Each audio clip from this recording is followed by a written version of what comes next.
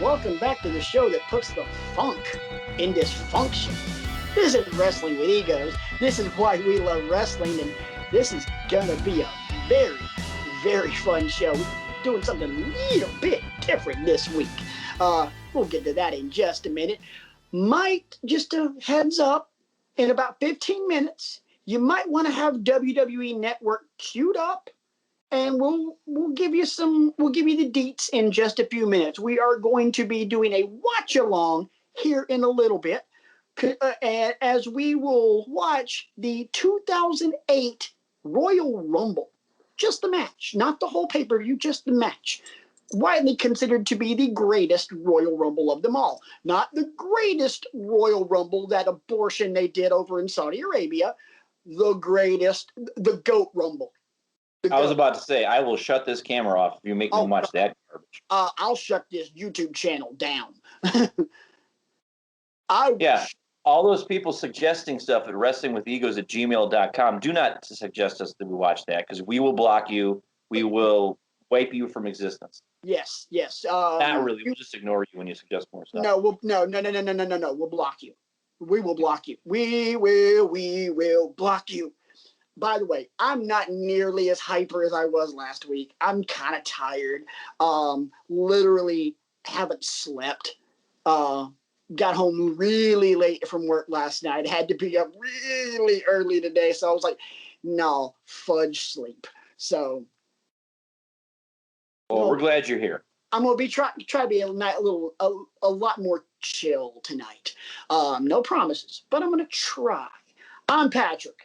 That's Brian. RJ could not be with us tonight, and no, we're not gonna make fun of him this week. There's no need. There's no need. Miss you, bro. Yeah, definitely miss Reginald Johnson Eisenman. He did get a kick out of that, by the way.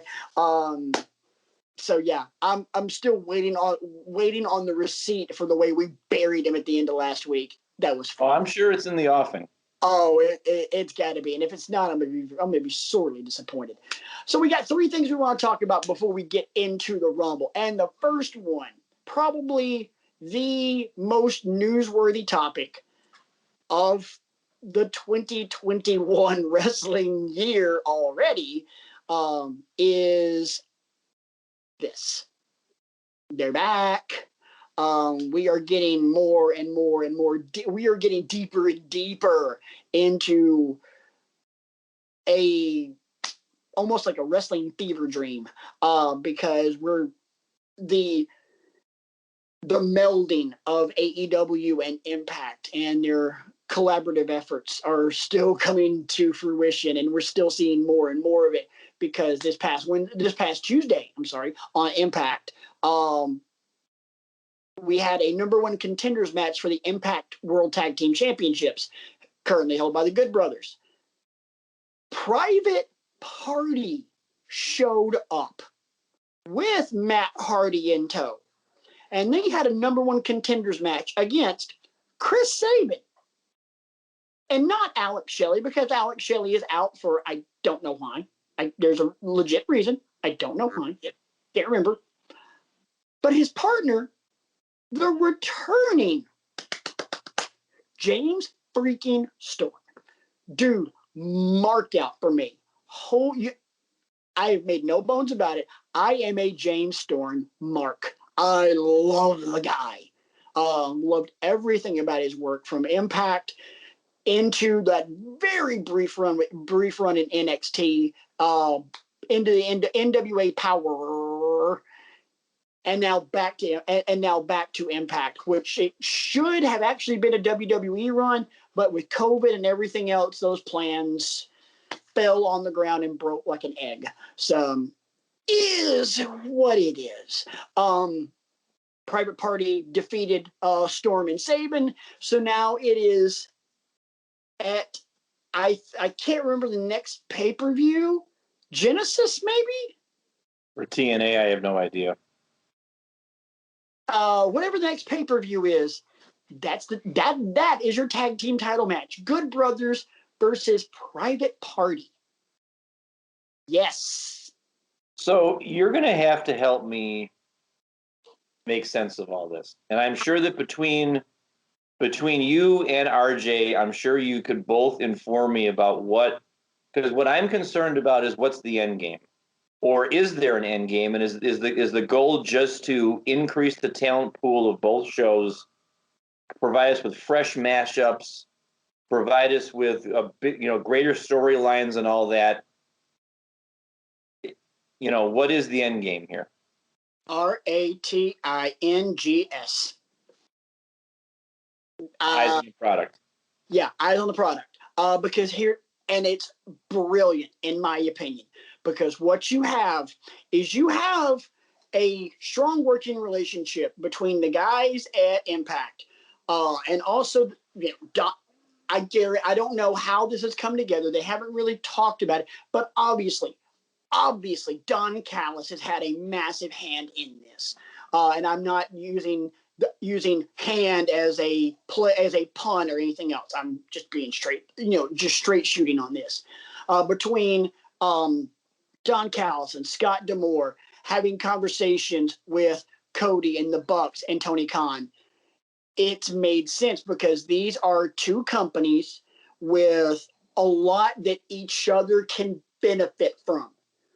You have a ready-made story when you combine both of these rosters, because you have the Bucks, you have the Good Brothers, you have Kenny. And what you're getting in terms of this, for lack of a better term, because I can't think of anything else, love triangle, because it's Kenny, but he's teaming with the Good Brothers, but at the same time, Kenny's still trying to be buddies with the Bucks, and he's treating them like crap. I was thinking more like a solar system, but yeah, we can use love triangle. Either way, whichever one you prefer, they both make sense. So it's very interesting. It reminds me a lot of the Bullet Club is Fine storyline, where everything was revolving between Kenny and Cody, and now it's whose side is Kenny on? So it's gonna be it's really cool to see how this is going. And you can only think, okay, are we going to get deeper and deeper into this? Because now you're having Impact stars tweeting, who am I getting from AEW? And one of those people that's tweeting this is their Knockouts champion, Deonna Purrazzo. If there's ever a massive benefit from sorry, train of thought derailed. If there's ever a massive benefit from this collaborative effort, it's the freaking women's division from AEW. Because oh my God, could they use a shot of adrenaline? Because they've got a few decent names at the top, and then after that, it's really meh. You've got the GOAT herself, Thunder Rosa. You've got the AEW Women's Champion, Hikaru Shida. More on her in a second. There was something I wanted to say about her last week, and I totally forgot. You got Britt Baker. You got Nyla Rose. And then after that, it's a lot of... And Serena Deeb, kind of, because she's kind of sort of in there because... But I see what you're saying. You have a lot of question marks. You have a lot of unproven people who haven't been given the shine necessarily. Right. Now flip that. Look at Impact. You've got Deonna Purrazzo, who WWE never used worth a half a crap. You've got Taya. You've got Rosemary, for God's sakes. You've got Kiera Hogan. You've got Jessica Havoc. You've got a lot of women that know what they're doing and have been around for a while. And they're being coached, in Impact by one of the greatest of all time in Gail Kim.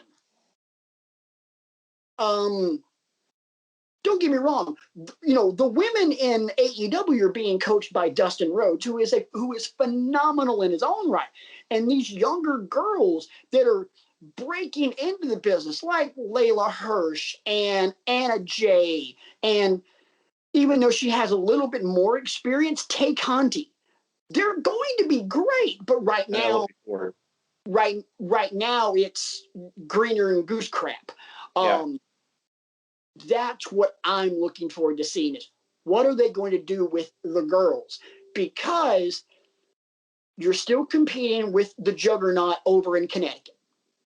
And there's one thing that they do better than anybody, any other company in the entire world, and that's women's wrestling. Agreed. You can't argue with that because the five best women's wrestlers in the world are under that umbrella. There's no question about it. In no particular order. Charlotte, Io Shirai, and you can go from there. And I'm really, real quick, just to get on my soapbox, I've seen a lot of it online lately. Anybody who wants to say that Charlotte Flair is not the best women's wrestler in the entire world right now, technically speaking, not character driven, technically speaking, if she is not the Kenny Omega of women's wrestling, shut up. Your argument is invalid. She is to women's wrestling right now what Kenny Omega is to men's wrestling. The point that I wanted to make about Hikaru Shida. We're a year and change into AEW. At some point, bold prediction, may not be for 2021, maybe 2022 or 2023. At some point, these contracts are going to run out and the renegotiations are going to happen. Mark my words, Hikaru Shida will be the first big name to jump from AEW to WWE. She's that good. That's interesting. I think Hikaru Shida she has the look, she has a skill set that is very unique, and I think she would do it. I don't think like our girl would make a WWE run, but it would not surprise me one bit for Hikaru Shida to do so. I guarantee you RJ will vehemently disagree with me on that, but you know what? He's not here, so. It's funny you bring up the company in Connecticut because I had a theory that I wanted to float by you, and you can tell me how off base I am or not, or on track I am. As long as the theory is not Austin theory, we're okay. It's not. All right. Real quick. Austin theory. NXT's version of Ricky Starks. Well, I do like what him and Johnny are doing. Because, and here's why. Time. What's the first sentence you just said on that? I like what he and Johnny. Yes, because it's about the wrestling now. It's not about. But Johnny's driving. Yeah. Johnny is driving. That's not Austin Theory driving that. No, but Austin can't help but learn at the feet of Johnny Gargano and get better in the ring. I would actually not equate Austin Theory and Ricky Starks. I really wouldn't. Because Ricky Starks has shown me precisely zero in the ring. This is true, yeah. And Austin Theory, we know he can go. Right. I did sing his praises last March when NXT was in Cleveland because it was Austin Theory and Ciampa in the main event, and Theory was impressive. Yeah. So I'll take that back. But and it's Austin Theory's actually built, and Ricky Starks has the one pack. So moving along. Here's what I've noticed, and keep in mind when I say this, I'm not a guy that reads wrestling literature that much. So if other people are saying this, I apologize, but I like to think this is an organic thought that I've come up with. Pretty much ever since the pandemic started last year, I've noticed a pattern with WWE and how they approach their pay-per-view events. Pretty much after WrestleMania, their pattern is they want you to think they have no plan going into a pay-per-view. And it's just lather, rinse, repeat with Raw and SmackDown and to a certain extent NXT. And then all of a sudden the pay-per-view comes along and it's, wow, those are some good matches there. You know, you watched our year-end episode where we handed out the Iggy Awards. WWE was well represented in Match of the Year candidates. Right. It's not to say they're not putting out utter crap every single month, but it makes me wonder how much you can ride that ride that lightning bolt without coming up with some way to reinvent your product week in and week out the way you used to be able to do to make these feuds that you're having make sense. Because eyeballs are leaving your product and going over to what they're doing with AEW and Impact. And it makes me wonder how, a clunker of a pay-per-view could be coming around the corner. Because this Royal Rumble coming up next weekend is awfully paper thin in terms of matches that I want to tune in and see outside of the Rumble itself. Because, guys, for a while we were going to have Roman Reigns versus Adam Pearce, for crying out loud, until Swerve, and now Kevin Owens is back in that main event. So am I off base here? Am I reading too much into it? What do you think? Yes and no. I do think that in terms of not having a plan, I don't know, but kind of flying by the seat of your pants and having a loose idea, I think is more appropriate. I do think that it is a little bit bait and switchy because you cannot convince me that they don't have a at least semi-concrete idea of where they're going with WrestleMania. You can't convince me of that because if I have to at least hold out hope that they do because this is the biggest freaking show of the year. They're gonna actually be able to have some amount of an audience this year, and they gotta hit this son of a bitch out the park. I know I'm trying to watch my language, but there's my one for the night. They gotta hit this one out of the park, and you maybe it's the eternal optimist in me, not necessarily a WWE mark, but I cannot believe that the biggest wrestling show of the year, I don't care what company is your favorite, WrestleMania trumps them all. Bite me if you disagree, bite me. I'm right, you're wrong. Sorry. And I almost hate to do this because I know what it might cause you to have as a reaction. But it seems to me that whenever Vince and his ilk get painted into a corner, their knee-jerk reaction is let's trot out the part-timers. Let's trot out the people to get the eyes on the product. And let's bring back all these other people when you have, and I know I sound like a broken record. No. You have so many people in your employ that could give you a multi-match, multiple-month storyline arc with your champions if you would just let them. And I'm not going to rattle off all the names because we know who they are. The people that are underutilized have never gotten any kind of run because the part-timers keep coming back. And yes, I'll include The Rock in that because I can realize now when he did that back in 2011 with Punk, he was part of the problem, not part of the solution. I'm still here. Keep talking. I got to pick up one of the dogs. Okay. But I feel like Vince is guilty of living in the past. He's living in the Attitude Era. He's living in the Ruthless Aggression era. And he thinks that's the only way to make money and get people talking about it is if he keeps recycling those tropes and those people.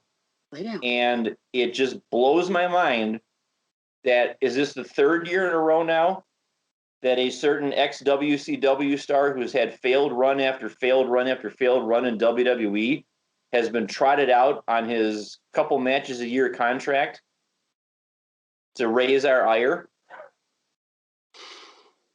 I didn't want to do this, but I see I've awoken the beast.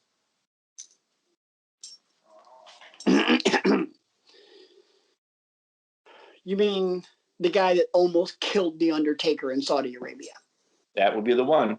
You mean the guy that ended Bret Hart's career? That's also the one. All right. Here, but before you do that, I will just speak my piece really quick on Goldberg. I can respect the fact that he was in another sport before he decided to give wrestling a try. And he was adept at catching lightning in a bottle, and he captivated our attention for a couple of years there in the late 90s. I didn't watch WCW at all back then. I know you did. So you experienced it firsthand. And I bet you, at least on some level, were captivated by it. Oh, it was dope. Yeah. But the guy clearly has diminished skills, and the skills weren't that really high to begin with. So I just personally cannot understand why we keep wasting airspace when you have all these other people that could give you a great match and you keep trotting him out. And I'll just leave it at that before you go off on whatever screed you're apparently about to set off on. Well, you know what you know what the next words out of my mouth are, don't you? Let's go. Rant mode on. So, your solution is to bring back Goldberg, the real legend killer of professional wrestling. Sorry, Randy, but Bill took that title from you before you were even in the Marine Corps. So, not only do we bring back the Botch Master Bill, two-move Goldberg, but we bring him back on Legends Night, and he cuts this promo about how Drew is being disrespectful. And by the way, Drew wasn't disrespectful. What they did was Drew was supposed to cut that promo, but at the last minute, somebody, Vince McMahon, changed their mind and didn't tell Bill. So Bill still cuts this promo as crappily as he usually does. And the whole thing doesn't make sense. So if I didn't despise Goldberg, which I do, my question is, who in the bloody fudge am I cheering for? Who's the baby face in this? Is it Goldberg? Is it Drew? Who am I supposed to hate?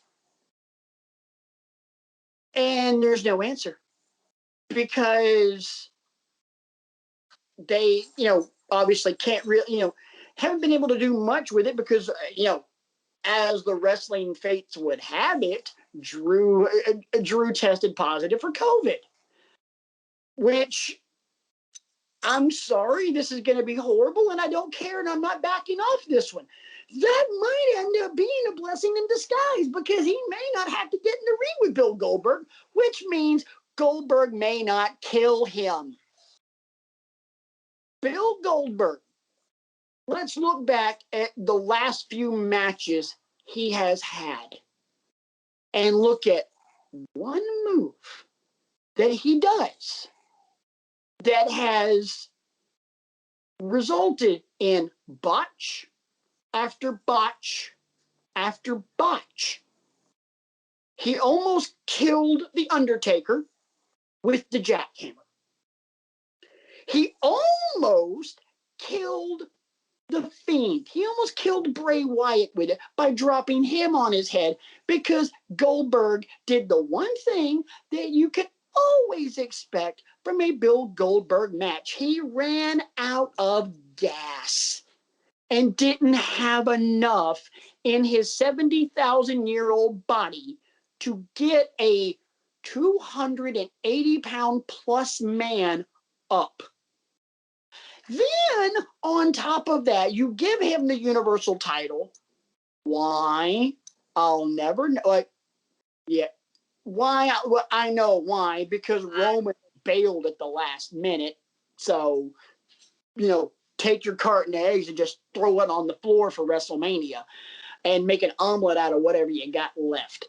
But then at WrestleMania, he tries, all admittedly piss poorly, to jackhammer a 360-pound behemoth in Braun Strowman.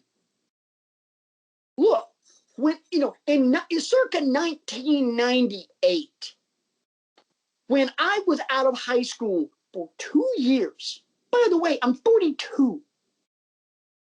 When I was out of high school for 2 years, Bill Goldberg was picking up a 500-pound Paul White and holding him up in that jackhammer vertical suplex position for 5 seconds before dumping him.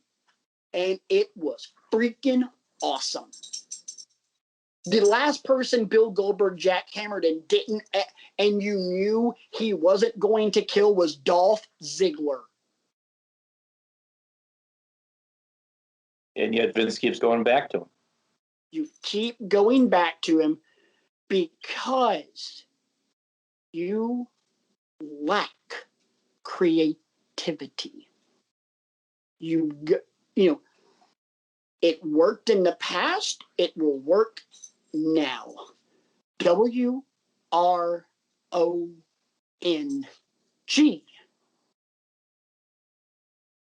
Rant mode off. Come on. I didn't even scream. I didn't even cuss. Pretty good. I don't think I cussed. Growth. Yeah.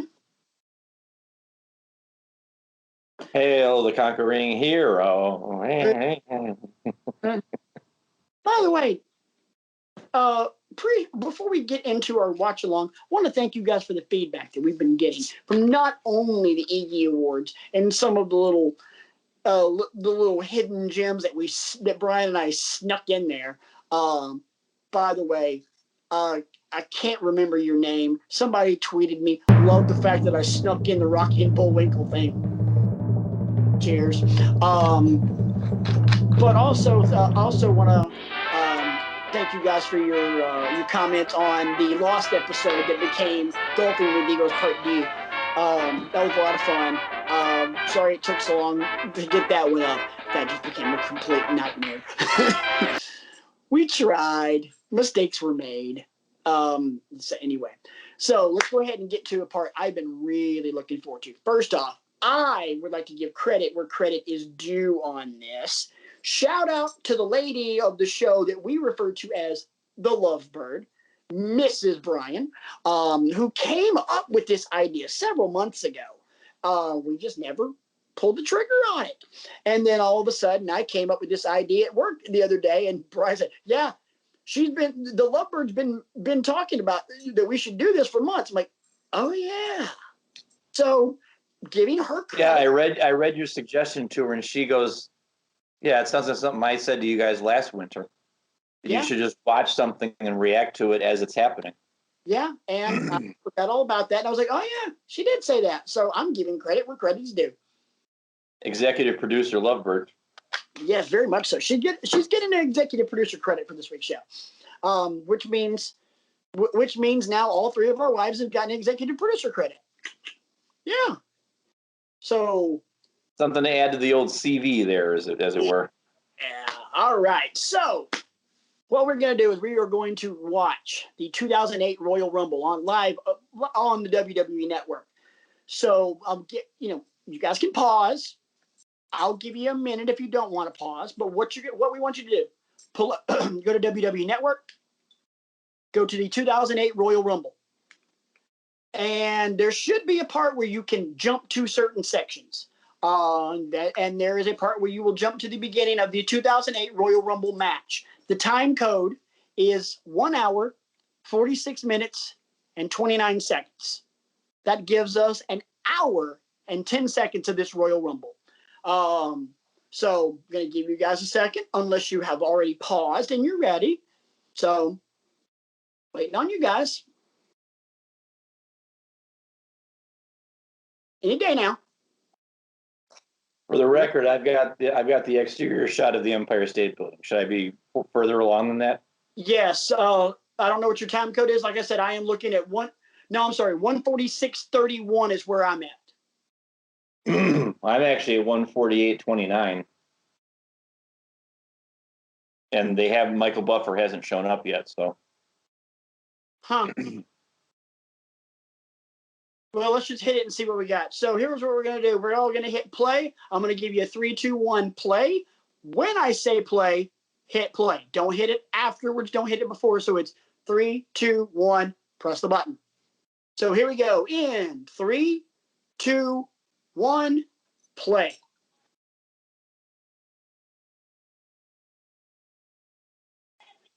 All right.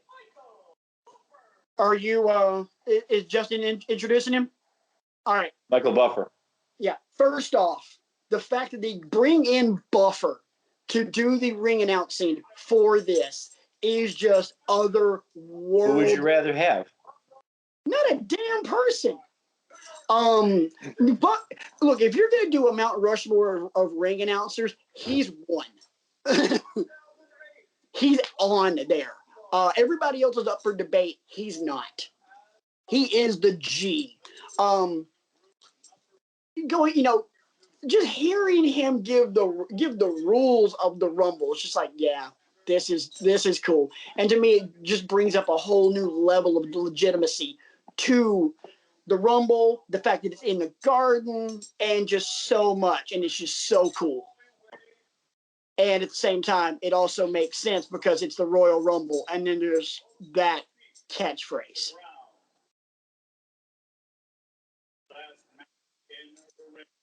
So, be what you're thinking. I'm trying to get synced back up with you because I got the old something went wrong message. So you can just keep going. I'll link up to where you're at here in a minute. All right. I'm almost there. All right. Now the time has arrived.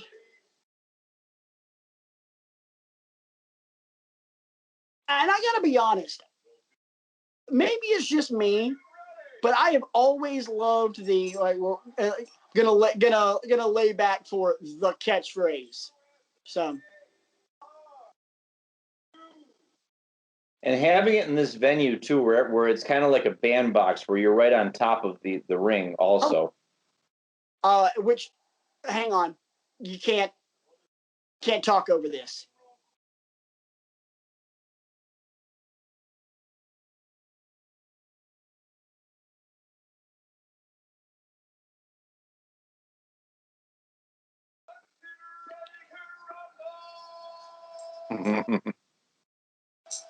Yes, sir.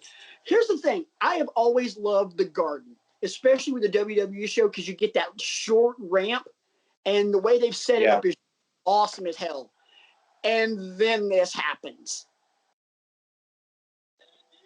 You're going to get Michael Buffer introducing The Undertaker, which is hilarious because Taker, I always thought it was cool because Taker won it the year before.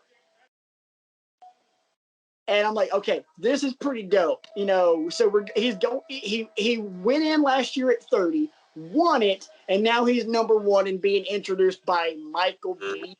Buffer. This is awesome. Still the short ramp. I'm sorry, the short ramp and the little sliding door thing that they always did, with the exception. Do you have Taker in the ring yet? Say what? Is Taker in the ring yet for you? You're a couple seconds ahead of me. No big deal. Okay. Couple seconds. Yeah, he hadn't even gotten to the steps yet. So, yeah, if he's already in the ring and they're already bringing out number 2, maybe pause for like 10 seconds. Well, no, he's at the base of the ropes right now. If you guys hear any dogs barking, we're dog sitting. I'm dog sitting this weekend, and they're starting to be a little bit misbehaved right now because now that people are sleeping, the cats are trying to come down and get food. And the little frou-frou dogs of my in-laws are being little, 3-pound tyrants. Yes, I'm talking about you. So, okay. Mark out moment for Taker in the Garden being introduced by Buffer. Stop it. It would have been nice if he could have introduced everybody, but I realize how onerous that would have been. Oh, you couldn't have done it because, I mean, think about this. 3 through 29 ran down to the ring, and then Shawn Michaels. So the last two guys from last year are the first two guys this year. And I'm like, all right, this is cool. This is cool because I thought about this while I was rewatching this the other day, kind of getting mental notes prepared for this. Yes, we got Shawn and Taker at 25 and 26. But looking back on it, this was a 4-year-long story arc because it was these two guys to see who won the Rumble going for WrestleMania 23. These are the first two guys in for the Rumble to see who goes to the main event at WrestleMania 24, and then 25 and 26 happened. Yep. And as it was throughout their entire career, some of their biggest moments were always intertwined with each other. First Hell in the Cell, that's got to be Kane. The casket match, Shawn's injury, the rise of Austin, and then Shawn's comeback, and then fast forward to this. And now that I think about it, Gene Snitsky does not merit an introduction from Michael Buffer. Spoiler alert, guys, Gene Snitsky is in this match. Okay. The guy that comes out at number 3 does not deserve a Michael Buffer introduction. For the record, spoiler alert, it's Santino Marella. And here's the thing, it's not even really funny, Santino. It's Santino, I'm Maria's boyfriend and Maria just posed for Playboy and I don't like it. Yeah. That wasn't even good, Santino. That was crappy. Some of these ancillary late 2000s storylines that we have. Oh God. Yeah. Oh God, yeah. Which, some really bad ones. Oh yeah. I gotta be honest, that spot that Shawn just did where he's laying across the ropes, he gets kicked in the stomach, launches himself up, and then crotches himself on the top rope. I've always thought that was cool looking. I've always thought that was cool because he started doing that when he was like, early heel Shawn Michaels with Sensational Sherry and the Mirror and all that. For what it's worth, I'm about 10 seconds behind you, but that's fine. All right, cool. All right, 5. That's about as synced up as we possibly could be. 3, 2, 1, and here comes Santino Marella. There was not much I liked about Santino Marella. Not much at all. Here's stories that he was a really nice guy, but he just didn't do it for me. And here he is. He's like, okay, I'm going to have to deal with these guys. I'm going to flex at Shawn. I'm going to flex at Taker, and then super kick. Yeah. Well. Now, his debut was cool, where they took him out of the crowd and stuff like that. His debut was cool, but after that, what the piss did they do with him? Not much. He lost, he won the title because Bobby Lashley got involved with in that match with Umaga, and then he lost the title back to Umaga, and then just was almost instantly relegated to the comedy reel.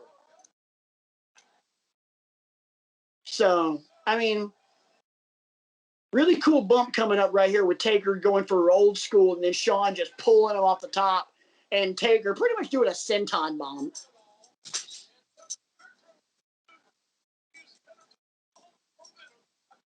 So,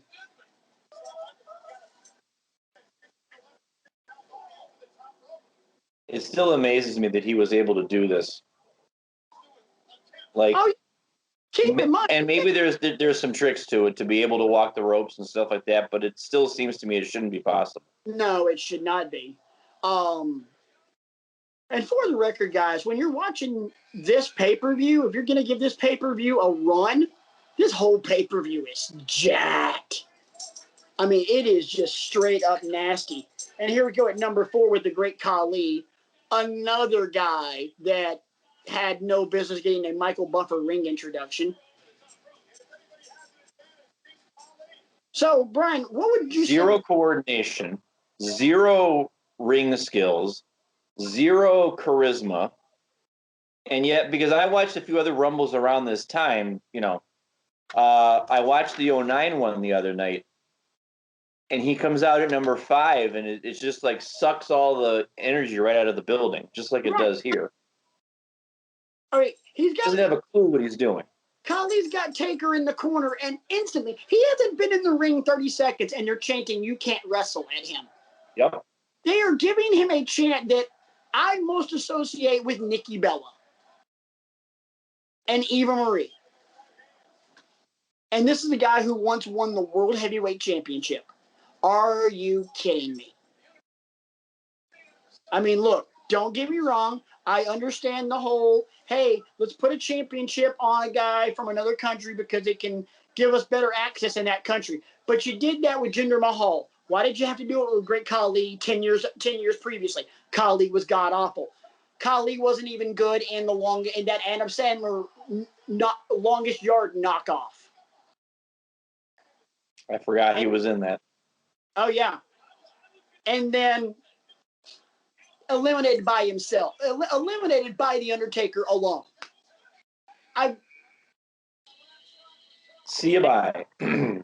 Hardcore Holly coming in at number 5. I honestly at this point had forgotten until Lawler or JR or somebody had mentioned that Holly was one half of the World Tag Team Champions at this point. With Cody Rhodes. Rhodes. Yeah. Talk about, I know we've griped on this show about tag teams being thrown together and like, okay, what the hell is this? Kofi Kingston and CM Punk as your World Tag Team Champions. But Hardcore Holly and Cody Rhodes. It was about the end of the road for Hardcore Holly, if I remember correctly. This is toward the end of the road for Hardcore. Because shortly after this, Ted DiBiase Jr. is going to get involved, and it's going to be Cody Rhodes and Hardcore defending against DiBiase and a mystery partner. Turns out the mystery partner is actually Cody Rhodes. They win the tag titles, and then they form up with Randy Orton, and I can't remember who was the 4th guy of Legacy that was very Meng. short. Huh? Wasn't it Meng? No. It was a Samoan. It was a Samoan guy. And here comes John Morrison, who, I've got to be honest, I mean, this may be an unpopular opinion, overrated Mount Rushmore. Yes, I agree with you. Overrated Mount Rushmore. Because, I mean, look, everything that he has done in the ring has been usurped and topped by somebody else. Who's awesome? Huh? Who's awesome? Yeah.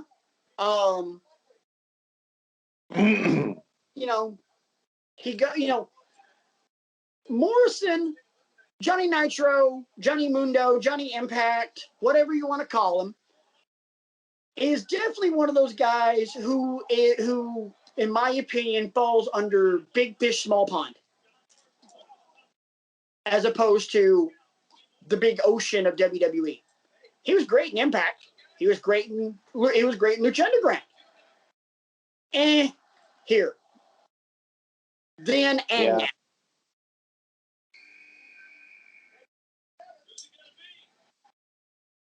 There's your pop. Number 7, Tommy Dreamer coming out. In New York. He's a New York guy, and he's not even to his feet an ECW chance. I know you never watched ECW as it was happening. Man, Dreamer was the shit. Oh my God. I remember several house shows that ECW did because they were testing Birmingham as a market leading up to Guilty as Charged 2000 when they actually did the pay-per-view at the Boutwell Auditorium. The only pay-per-view that Birmingham ever sold out. Here's crap wasn't Armageddon. But dude, Dreamer had the crowd eating out of his hand every time. It was awesome.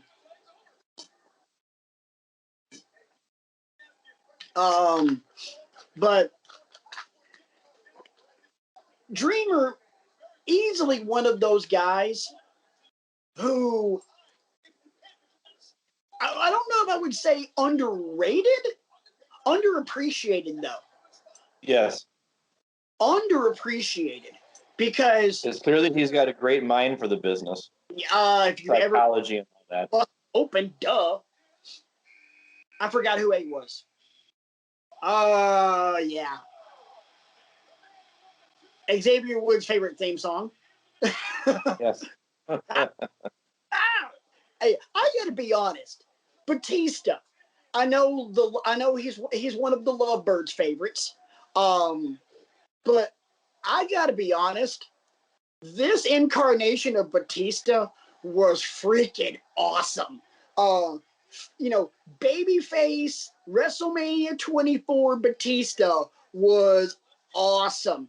And at the same time, that dude goes on the Mount Rushmore of wrestling entrance themes. Yeah. One of these days, if we bring the homework assignments back, I think a great homework assignment, a nice meaty homework assignment, is to watch his trilogy of matches with Triple H. WrestleMania.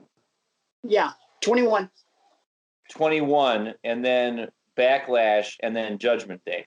Right. Because they kept upping the ante every single time. The Judgment Day was Hell in the Cell. Yes. Which I remember that because it was like the first 5 minutes was all Triple H, and then after that, Triple H just got wrecked. Maybe we could do that in February. That might be cool because I remember that because I was like, oh my God, this is a Triple H is getting squashed. I mean, just destroyed.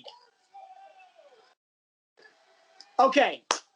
How did you feel about Hornswoggle? How did I feel about, pardon me? Hornswoggle. Hated him. At number 9. How did you feel about again, this gets back to what Vince thinks is funny versus what his paying customers think is entertaining. This spot could have gone to somebody else, and Finley's spot could have gone to somebody else, to be honest with you, because Finley comes out later. I get that you need something to divert people's attention because an hour is a big ask for people. But for me, it just falls flat. I'm sorry. I can see where you're coming from, but at the same time, I always feel like there's got to be something in the Rumble to give you a little bit of you might call it the Beavis and Butthead moment, where it's just like kind of gives you that deep guttural chuckle. Yeah, it's not supposed to be like, oh my God, that's the funniest thing ever, but it's like the eye rolly, like, okay. Chuck Palumbo. And I get that it's hard. I wouldn't want to be in charge of booking a Rumble. Oh, God, because no. I sit here, to find 30 people could be difficult depending on what kind of a year it is for you and that sort of thing. So I get that there's a lot of spots to fill. All right. Number 9, Chuck Palumbo. Awesome in WCW. Not bad at the very beginning of WWE when it was Billy and Chuck. Got to be honest, that was an interesting storyline. It was. For its time. And then after that, Chuck Palumbo as the biker, which I find hilarious because The Undertaker is potatoing his ass right now. But Yeah, Chuck Palumbo was another one of those guys. Athletically, had everything working for him, just couldn't put it together, which was always disappointing because he was athletic and a big dude.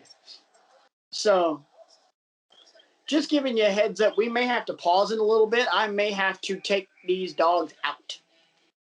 I mean, give me the high sign. Yeah. Jamie by God Noble. Okay. Jamie Noble, boy. Hey. Okay. This dude, one of the toughest bastards I have ever seen in a wrestling ring. And there's a lot of guys his size that we can say that about him. Spike Dudley and Brian Kendrick. Oh, yeah. You know, all tough guys, tough little guys. And I will say this right now. Comparing those three, just those three, Jamie Noble would kill the other two. Jamie Noble was built like a fire hydrant. No, for his size, a powerhouse. You think he would take Spike to town? Oh God, yeah. No. He would get a whole lot of offense in. Spike would still get up because Spike Dudley is the toughest bastard to ever walk the earth. Oh my. Mikey Whipwreck. Huh? Mikey Whipwreck's another one. I would take Spike over Mikey. Yeah. But I mean, I'm just thinking of other like guys of that stature. But I love Jamie Noble, such a technical wizard. And then J&J Security with Seth Rollins. That was great stuff too. Okay. And it's a shame because that gets lost in the shuffle of all the, gimmicks they tried to saddle him with.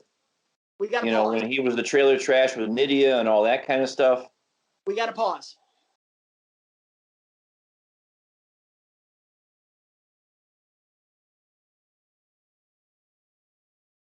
And we're back from this brief intermission. Thanks for that. Hope you enjoyed those non-existent commercials. Had to pause because, again, hashtag dog sitting. Hey, CM Punk's in the ring, guys.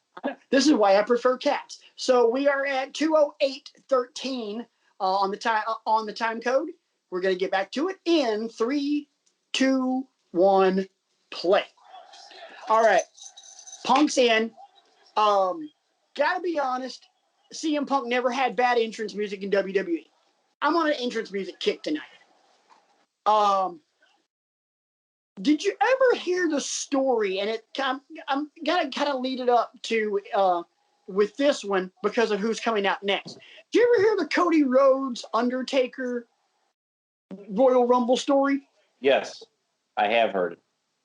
Awesome story. For those of you that haven't heard, Cody tells a story about the Undertaker at this Rumble. Cody Rhodes is out next, and Punk comes up to him and says, "Okay, you're in after me. What do you want to do?" Cody didn't know what he was talking about. Well, because, everybody gets that first 10, 15 seconds, 30 seconds once they hit the ring to be able to get their shine in. So Punk and Cody work out something. Cody tells a story where he's like, "It's done. It's been 15 seconds. The camera's still on me."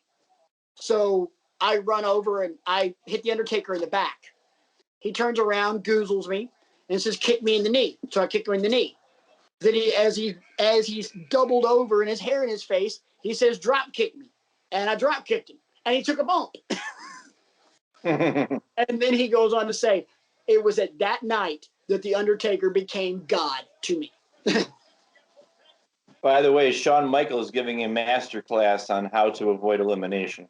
I lost count of all the different ways. That is Shawn Michaels at the Royal Rumble. Period. End of story. He's always been like that. And doing it with a busted nose. Oh, yeah. So here it comes. So he hits him in the back. You lose the camera for a second. There's the forearm. Couple shots. And the goozle. Now watch.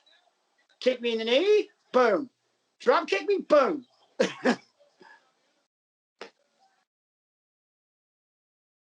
because after you told that story, I'm like, I don't remember any of that. And then I went back and when I was watching it the other day, I saw it. I was like, oh crap. Yeah. I think we ended up cutting it abruptly because of the dog's pee break.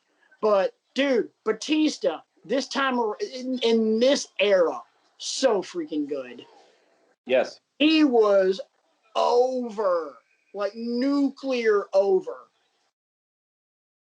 Here is a guy that, we lost way too early, and they could have done so much more with. Umaga was, another one of the Anoa'i family, and for his size, just ridiculously athletic. I mean, he was a part of 3 Minute Warning. He was Jamal, right? Yes. Yeah. And Rosie was the bigger guy who ended up being buddies with the Hurricane. Also, Rosie, Roman Reigns' brother. I think he too has since passed. So, Umaga is actually in one of my favorite matches of all time. Which one? The last man standing match was Cena. I want to say the year before this.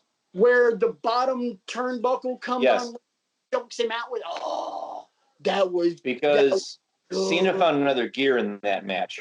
Yes. And he had to, out of necessity. And crazily enough, we are now halfway through this thing. Doesn't seem like it's been that long. Oh, hey, look, it's Gene Snitsky. Yeah, it's great. So anyway, greatest wrestler alive. How you feeling about the NFL playoffs?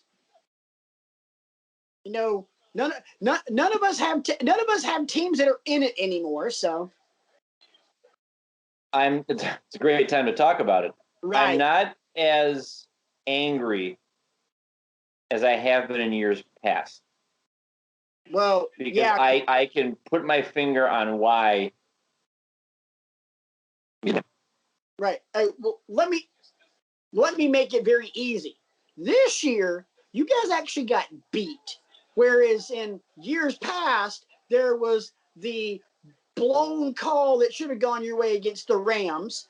There was the whatever the bloody hell that was against the Vikings with Stephon Diggs and the missed tackle and taking it all the way to the house.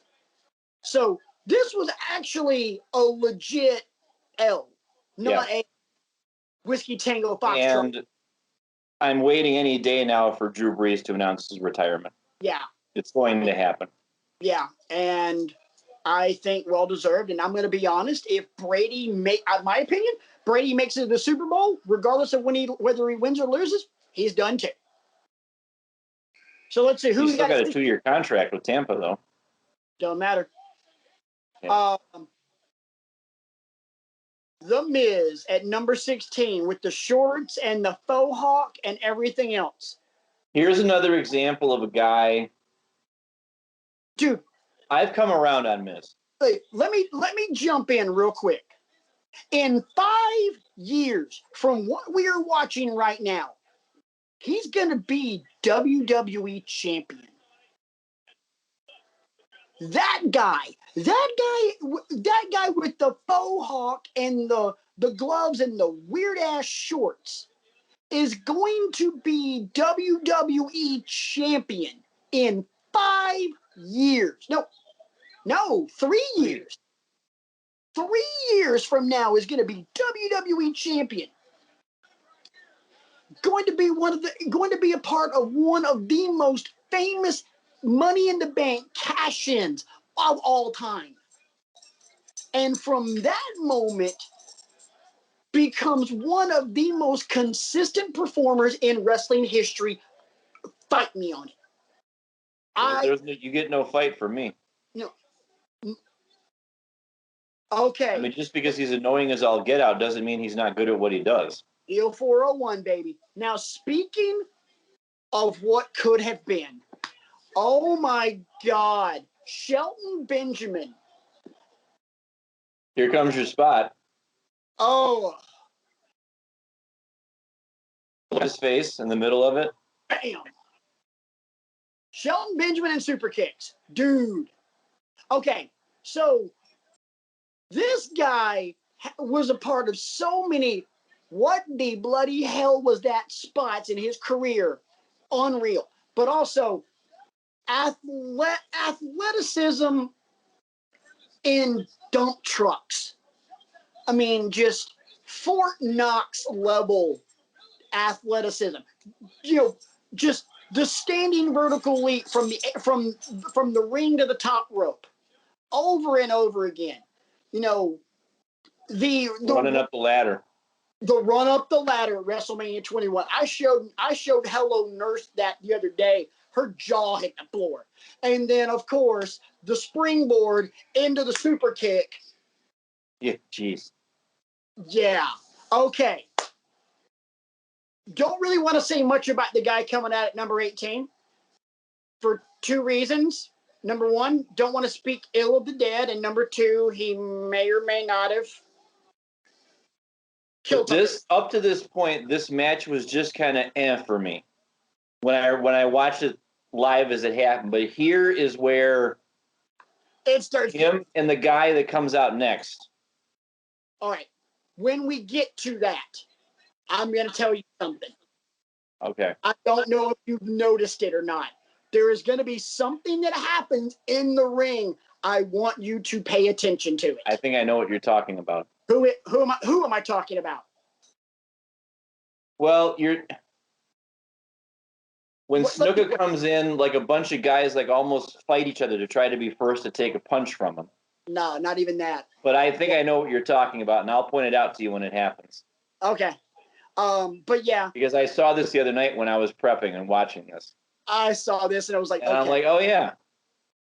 All right. Here we go. 2, 1. Listen to the pop. Oh, Piper. And then it's Piper and Snuka in the garden. Man, that is old school nostalgia. Chill bumps. This is why I can never write off Jim Ross either. Oh, God. I know he's got his foibles right now, and we get that, but he was still very much in his wheelhouse here. Yes. Okay. So Snuka is in the middle of the ring like, what in the bloody hell is going on? I'm going to say it now and probably beat you to the punch. Every chance you get, keep an eye on CM Punk's face. Yep. Look, right there, you can see him kind of perpendicular to Snuka's butt. But he's just slumped against the ropes, just like, holy the smile. Crap. I know. The smile 5 miles wide. Okay, let's talk real names here. You have, and the thumb to the eyes, and he's just marking out. You have to sandblast the childlike grin off of Phil Brooks's face right now. Ladies and gentlemen, This is why we love wrestling. Yeah. I mean, it's crap like that. And just seeing Punk just like holy crap.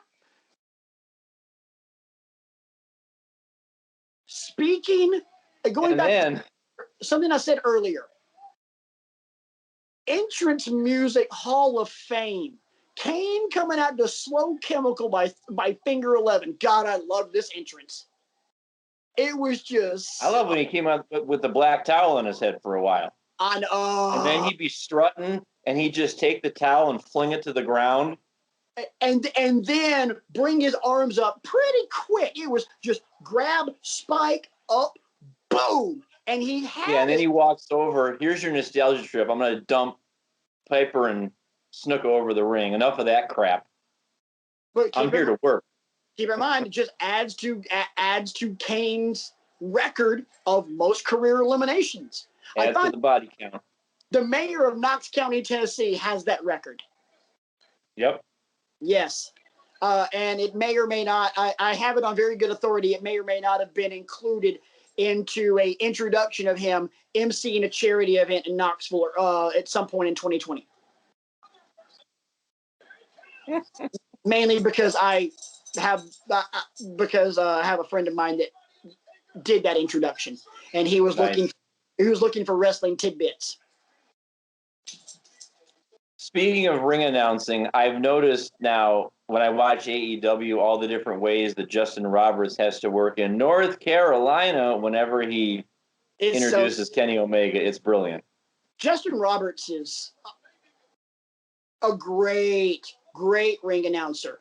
Here's another guy I couldn't stand. Carlito, yeah, never dug it, never understood it. I mean, he had some moments where it was just like, okay, this is pretty cool. I mean, the backstabber, I had never seen that before, and I thought that was pretty dope. But the scuttlebutt I keep hearing on wrestling Twitter is a lot of people want him to be a surprise entrant in this year's Rumble, and I'm like, God, I hope not. It'd be cool, but he had so much bad blood with WWE for a while, and I know that's been mended, but I never sold on him. I forgot who's next. 22. Foley. Oh, yeah. Foley. Okay. Foley, Garden. Enough said. Yep. Mrs. Foley's baby boy. This is the dude who has more history in MSG than any wrestler in history. I'm sorry. Foley's story is so ingrained in this arena. I mean, it puts Bruno to shame. Tony Storm wore some Cactus Jack boots the other day. I saw that. Bang, bang. Whoa. Speaking of that, while we're talking about this, did you see that move that Casey Catanzaro pulled off in NXT on Wednesday? A twisting. Imagine if you took the black arrow that Pac does and turned that into a moonsault. That's what she did. I still don't understand it, but her boyfriend Ricochet looked like crap. It was almost like, hey babe, top that. But then again, what do you expect from a former Division I gymnast, a former gymnast, NCAA Gymnast of the Year, and the first woman in history to climb the freaking warped wall on Ninja Warrior? Okay, this guy, Kennedy, the first name on the Mount Rushmore of what might have been. Self-inflicted. So much potential. Couldn't get out of his own damn way. Yep. Could not get out of his own damn way. My God, I love this guy.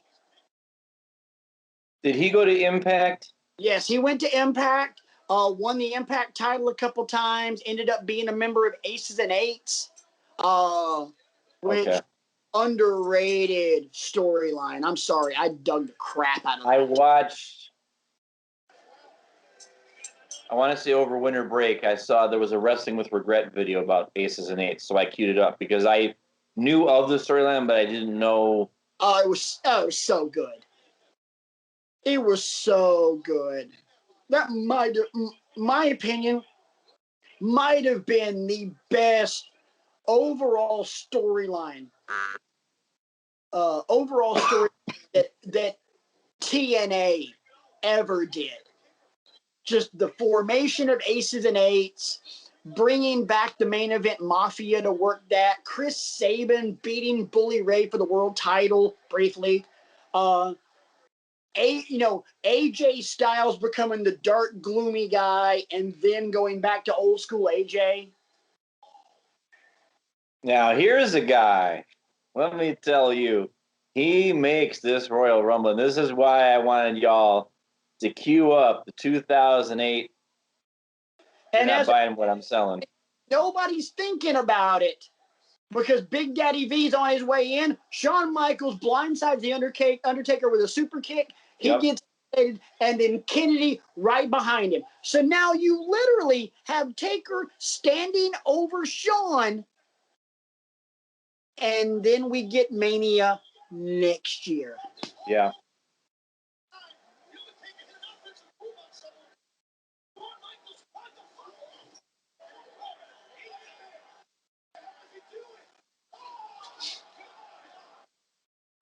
And then leg drop Snitsky on the table. I don't know why. Because he can. Yeah.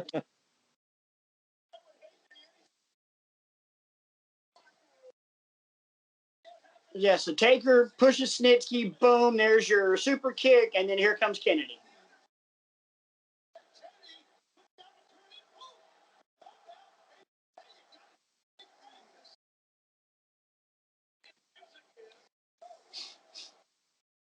I was impressed in this one with how long Miz lasts. How long I can't remember if Morrison's still in at this point or if he'd already been dumped out by Kane. Yeah, he's in there because as Mark Henry's coming down, you can see him in the bottom left corner getting the crap punched out of him by Foley. Yes. And okay, I know Mark Henry is a former world champion. I know Mark Henry, former Olympian. I know Mark Henry, is a WWE Hall of Famer. So underrated. Mark Henry during that Hall of Pain run. Oh God. And one of the greatest promo swerves in history. They never knew what to do with him either. No. It was clear. And you know what? And here's the thing. They never knew what to do with him. And I honestly, I look at it and go, there was only one thing you could have done with him. Kill everybody. Just go out and just wreck somebody. Now we got to build a face to kick your ass. I was reading an article, kind of turning it back toward present day for just a moment. Read an article the other day, it was an interview that Ryan Satin, who's now with WWE on Fox. Shout out to our boy, you know who. Can't mention his name. But Roman Reigns made the statement that he was the one that the Shield wanted to turn heel. Seth, Seth, John Moxley, and Roman wanted Roman to be the heel and Seth to be the super baby face. Essentially reverse those two from when Seth authority. But, the numbers just, I can't remember how Roman said it, but it was like, just like the audience just was telling a different story. So he was like, so think about this. Roman Reigns wanted to be a bad guy then. I know a lot of people enjoy being a bad guy. Oh, yeah. Because you don't have to worry about being all sweet and nice and everything else. You can just be an absolute, jerk. But at the same time, Roman Reigns with Heyman is, my God. That is some of the best stuff in wrestling today. All right, and here comes Finlay with the shillelagh. I've always wondered whether that thing was legit or not.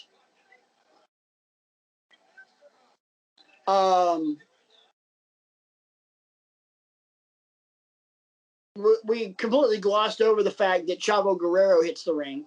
God, dude, I've been watching a lot of WCW, like old WCW, like WCW after Eddie went to WWE. My God, I forgot how good Chavo could be. Oh crap! So good. And I think that was 28. 27 was Finley's spot. Okay. So 28 will be next, 29, and then 30. And 30, I'm sure you guys have probably already seen it. You know who comes out at 30. Man, that's a pop. Man, that is a pop. Just bone chilling. We were talking, we were doing the Iggy's last week, and moment of the year we gave to Edge for his return at the Rumble. Number 30 in 2008 would have been probably, in my opinion, the moment. So, Elijah Burke, another guy that, to me, was a victim of WWE CW. You go back and you look at what Elijah Burke did as D'Angelo Dinero, the Pope, in Impact and everywhere else. I think right now he's the NWA television champion. I think. At least I know he was. But as the Pope, man, he is so good. But I think he got that stink on him from being in miscast. Just being in WWE CW. Which was literally, let's be honest, WWE CW gave us one thing and one thing only: CM Punk. Right. 29, which time to play the game. Here's my thing. I've always believed in the Rumble, either 29 or 30 is going to be huge. Never both. Either 29 is going to be, oh my God, or 30 is going to be, oh my God. But you're never going to have, oh my God, followed immediately by, oh my God. And they did it. There's always 2009 where you didn't have oh my God at either spot. Because 2009's 29 was Hacksaw Jim Duggan and 30 was Big Show. Ugh. So that doesn't really... Okay. Well, a lot of times, though, it is. Well, I'm going to have to actually go back and look at the entrances of all, like the entrance order of all the Rumbles. But dude, the end of this Rumble is just bananas. And I gotta be honest, I loved babyface, new version of DX Triple H. Because he got to be the smart ass and the ass kicker at the same time. Yeah. And, the comedy stuff that him and Sean did was a whole lot of dad jokes and everything else because they were getting old, and that's cool. But he was able to mix in his sense of humor and the fact that he's one of the goats. And then Pedigree's Umaga's big gigantic ass. Yeah. Okay, 8 seconds. Here we go. Listen for the delay.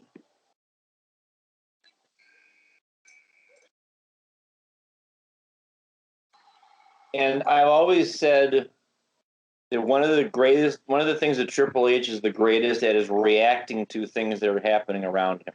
Uh-huh. He did it with Mick Foley back when he took the mask off on that episode of SmackDown. Twice. Because when he took the mask off on SmackDown, but also when they did all three Foleys on the Titantron, when it was supposed to be Dude Love and Triple H in the garden, by the way, and then it was back. What Triple H is making you believe here is that he had no idea Cena was supposed to be here. Right. Because I forget what the injury was, and this is what I was showing the Lovebird when you came on. No, I'm sorry, torn pec.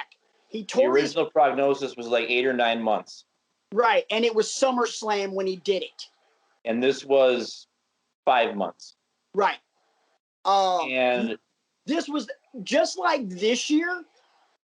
Just like this, 2020 and Edge. John Cena was the last guy anybody ever expected to see in this.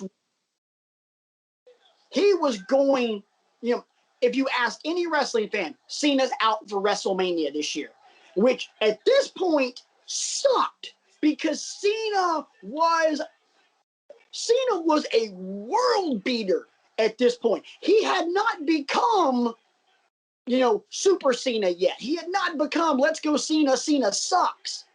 John Cena was over like Rover during, WrestleMania 24 in, 2007, 2008.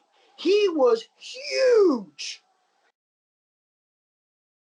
I've asked you this question before. Would you say it was around 09 or 10 when the fans started turning on him a little bit? 10. It was around. Yeah. No. It was next year. It was 25. Because think about it. 25 was the triple threat match with him, Edge, and Big Show, and he got booed until he FU'd whatever you want to call it, and had both Big Show and Edge on his shoulders. Because remember, Edge was riding piggyback on Big Show, trying to lock in a sleeper, and they're in the corner, and then Cena just swoops in and just, deadlifts them both. And I love the fact that it's almost like they're screaming at Cena as his music is hitting, tell everybody to go home. He hits the ring and they clear that son of a gun out. I mean, literally, in the time that we have been talking, we're now looking at the final 3. Yeah. Cena, Batista, Edge, Triple H. And here's the funny thing. All 3 of these guys are going to be in one of the 2 world title main events at WrestleMania 24.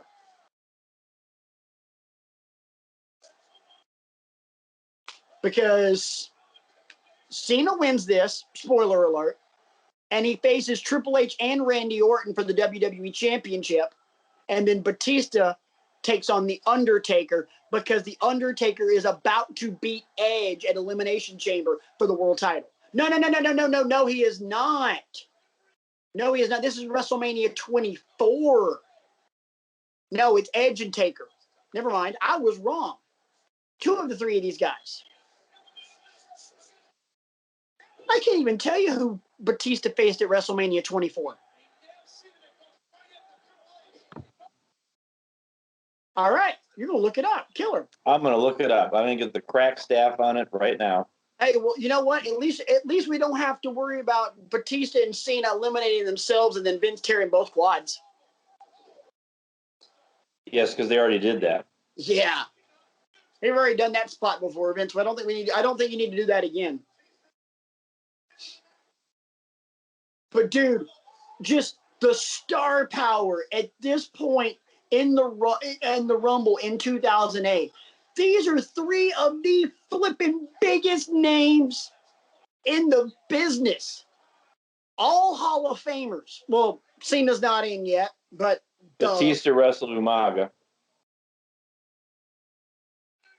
Oh yeah. And it was Orton, Cena, Triple H in the triple threat. Right, and then Taker and Undertaker, Edge.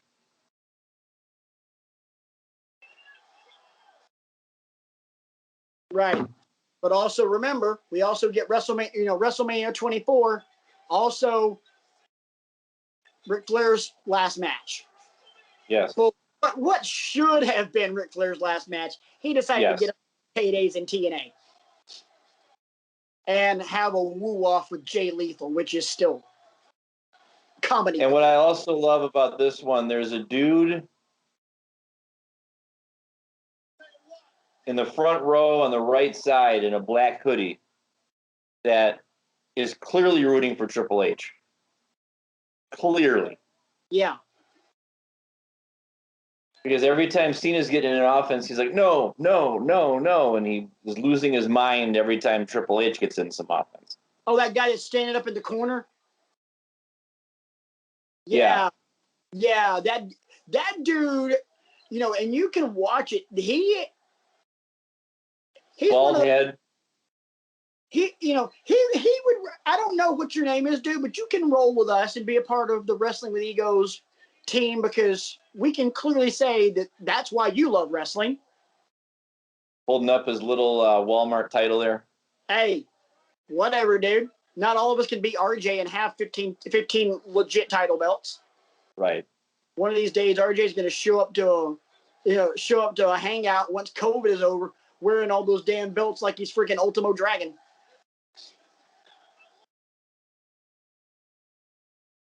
Yeah, there he goes. He's like punching along with Triple H for crying out loud. You know, I take it back. This actually might be the point where, this might be, at the beginning of the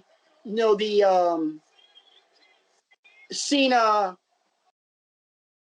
shift, for lack of a better term.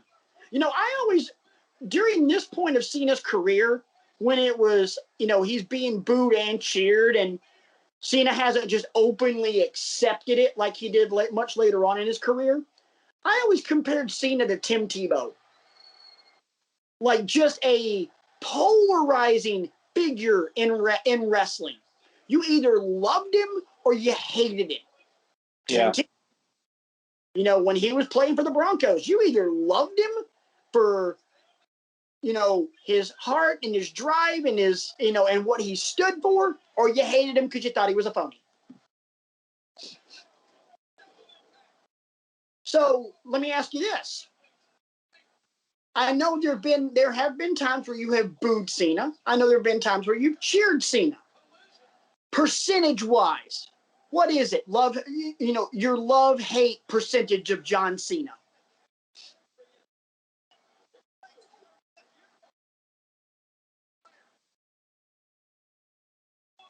Probably about, honestly, it's probably about 50-50. Because I'm starting to cycle through all the feuds he's been involved in. And I know a lot of the results aren't his call, but like the one that just keeps sticking out in my head is Nexus. Yeah. You had a golden opportunity to spin out so many stars at all different levels of your card. Right. And I'm not going to go through all the guys that were involved in it, but the decision to have Cena almost single-handedly bury a 7-man faction. Right. I got to be honest. It's just preposterous. In the grand scheme of things, I got to be honest. And I think, and here's your elimination. Ba-boom. Cena wins. LOL. In the grand scheme of things, I get it. Hang on. Buffer.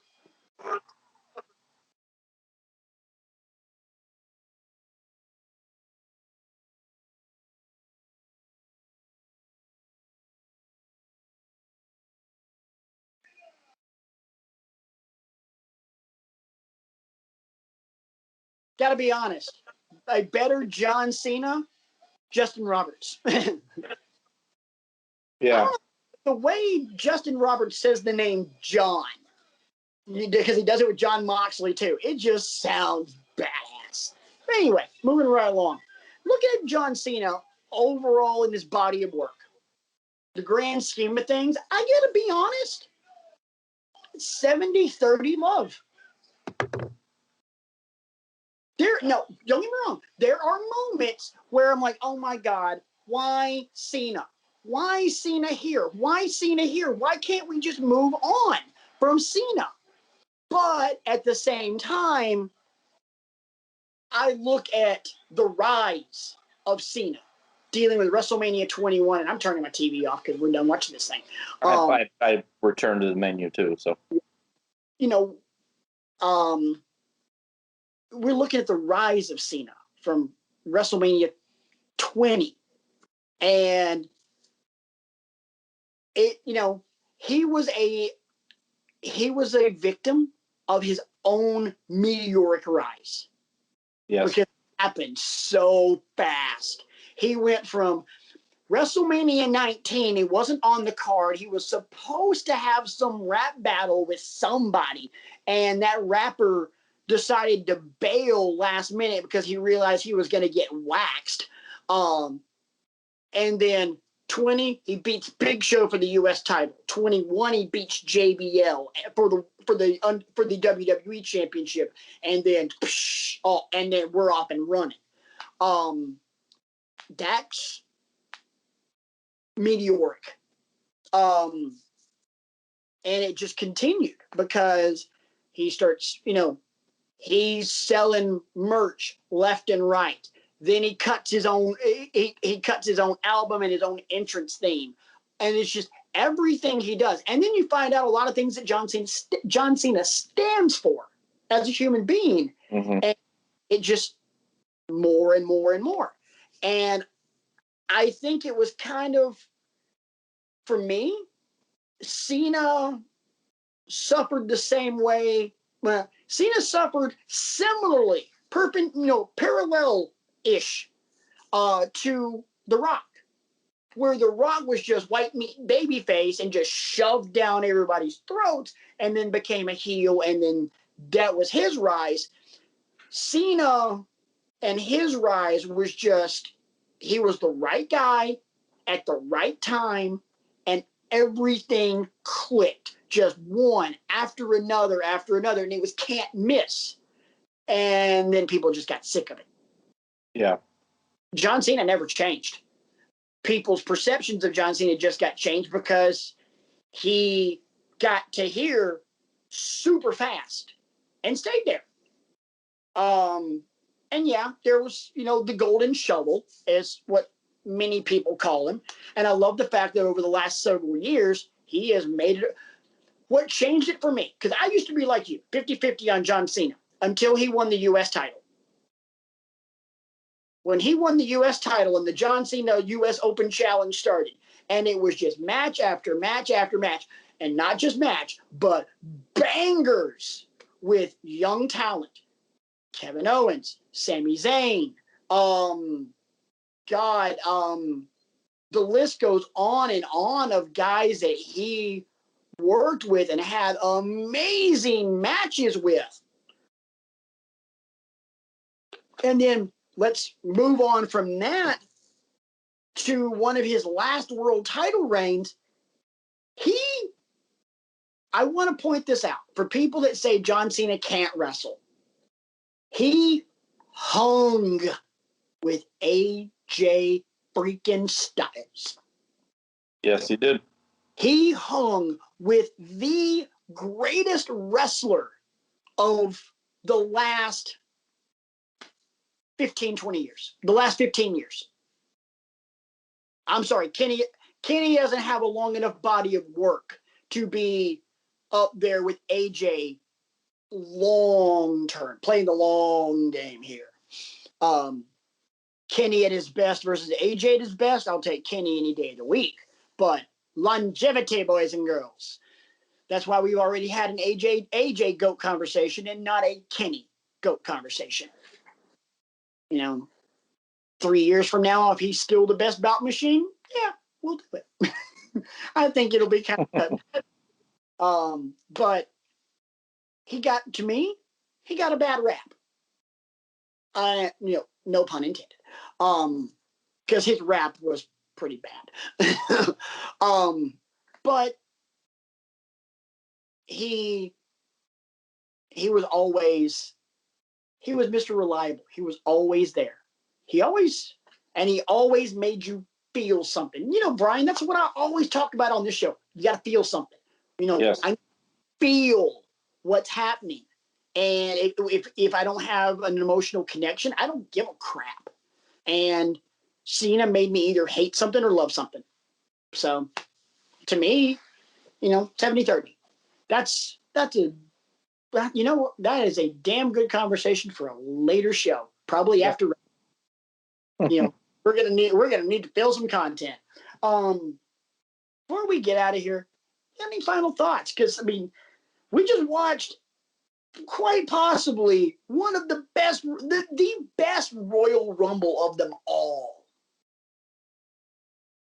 I will say that I hope the Royal Rumble coming up has some surprises in it, and I hope that we have some banger matches. Well, do yourself a favor this week, boys and girls. Check out some of these older Royal Rumbles on the WWE Network. They are worth your time. It's worth the nostalgia trip. It's worth seeing, how the storytelling, works itself out in a lot of these matches. And thank you, Pat Patterson, for coming up with the idea for it. Yeah, I want to throw out one thing, and I'm saying this very tongue in cheek. There's also a drinking game that you can play with one specific Royal Rumble, 1992. Do you know what this drinking game is, Brian? Is 92 the one where Flair the title? Flair won the title. That's the Rumble in question. Do you know the drinking game? Does it involve Bobby Heenan? No. Then no, I don't know the drinking. Take a shot for every wrestler that enters the ring that is now no longer with us. Oh boy. It's depressing as hell. I don't know. Do I have enough liquor in the house for that? Huh. No. It's depressing to see the 92 Rumble and all the guys that aren't with us anymore. It sucks. Crazy. At one point, Flair, just throwing out some names that I know for a fact are in there. Flair, Flair's not dead. Sorry. Piper, Von Erich, Savage,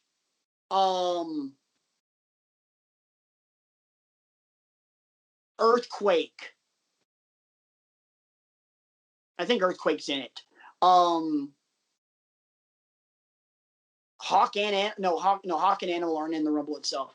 But there's a lot of dudes that are in that. They're just like, oh wow. There's another one that's not here. There's another one that's not here. I'll have to cue that one up this weekend. I'm not going to play the drinking game, boys and girls. Relax, calm down. I'll have my cherry Coke next to me like I always do, and I'll just. Here's what I want you to do: shot glass, cherry Coke. Just keep filling that and just count. Okay. Keep count. That'll be my homework assignment. Out of respect, do a shot for everyone that's no longer with us. Now, guys, I'm not saying really play this drinking game, because you very well may end up with alcohol poisoning.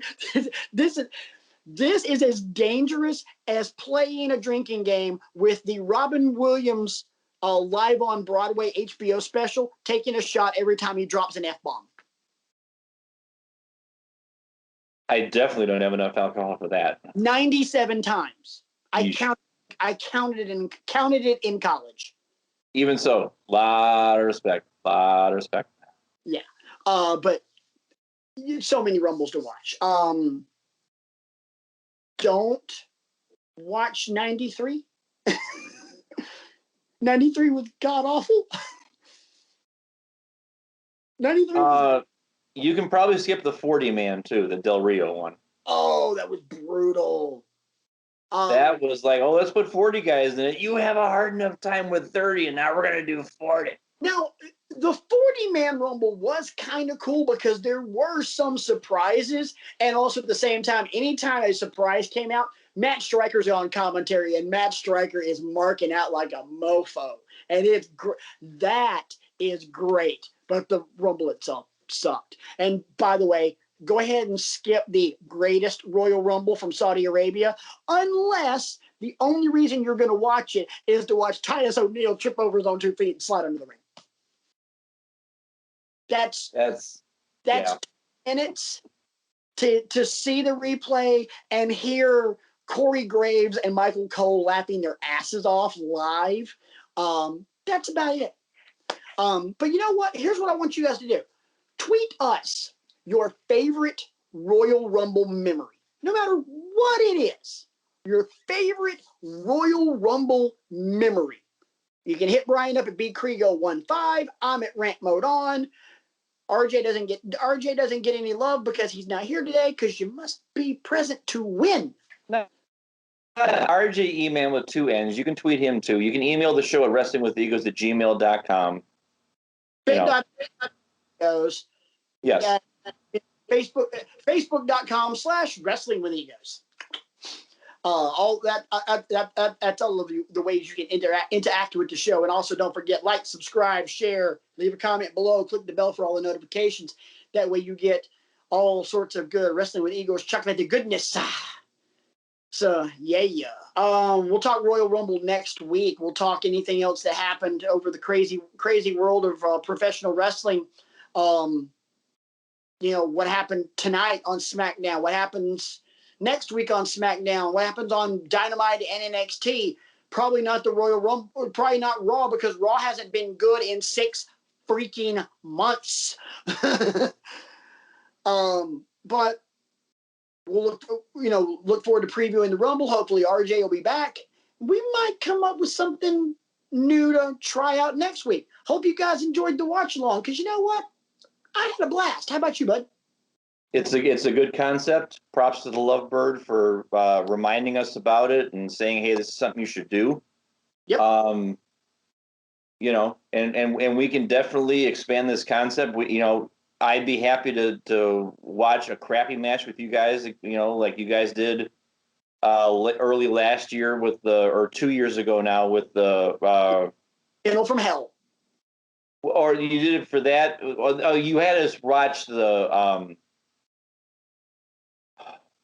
match with the road match. Dustin Rhodes and King of the Road match.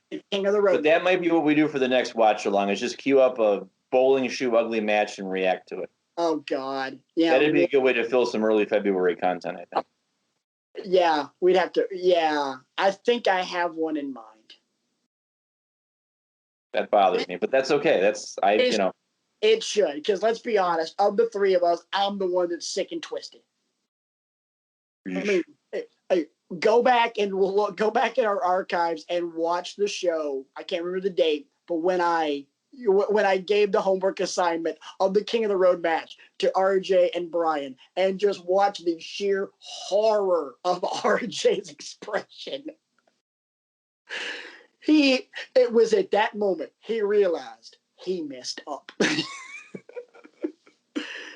Oh, had fun tonight, buddy. I love watching Rumbles with you. It's always a nice nostalgic feeling, because we, watching Rumbles at El Casa de Crego for many a year. All we need now is on the other side of the room that you're in, because obviously I know exactly where you are in that room. Just need off to your right, the folding table set up, and our old buddy Isaac keeping track of who's in, who's out. Hashtag friend of show. Hashtag friend of show. Big Isaac, much love to you, brother. And we won't do it today because we're just about out of time. But next week, friend of show Isaac has some questions for all of us that he emailed into the show at wrestlingwithegos@gmail.com, by the way. Like 900 of them by now. Yeah, he needs some deets about the Royal Rumble, so we'll get to that next week for you, big homie. All right, well, we're going to get out of here for Reginald Johnson Eisenman, Esquire, for the professor himself, Brian. I'm Patrick. This has been Wrestling with Egos. We'll see you guys next week when we preview the Rumble, because this is why we love wrestling. See ya.